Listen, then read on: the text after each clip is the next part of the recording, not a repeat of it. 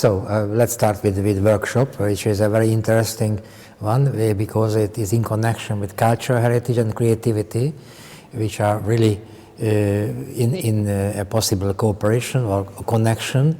I use this expression embodied creativity. It means that when we have cultural heritage, we are dealing with them, we can learn from them how our predecessors were able to give a creative answer to those challenges. Workshop today, I think it reinforces for me the importance of understanding the cultures within the communities that you're working with, to be sensitive to the cultural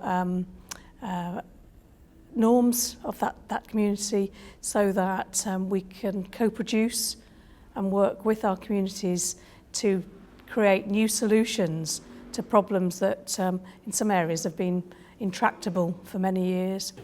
We have to be very clear that nothing is produced to be heritage. Everything is produced to fulfill needs, and with time it becomes heritage, became respected as cultural heritage, and is still valid for our period. And when we are speaking about creativity and creative additions, creative productions, creative approaches and creative ambience, is still the same.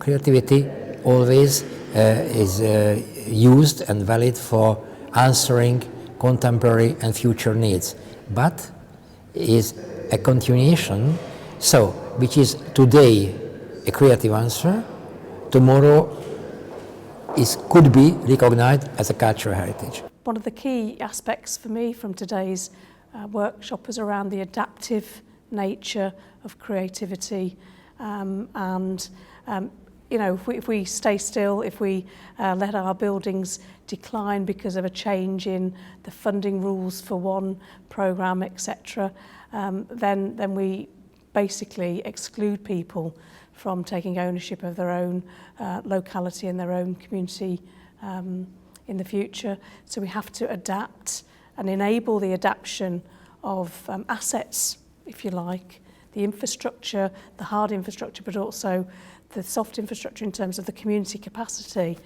in order to create stories and places that people want to live in, and places that people in the future perhaps will develop much more sort of micro businesses.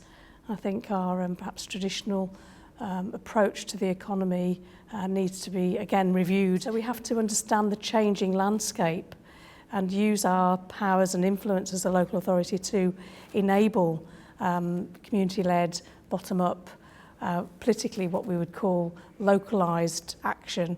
So the local authority's role is to understand that environment and to mobilise that context for the benefit of supporting needs in communities, building on the character, culture, heritage and opportunity within those communities.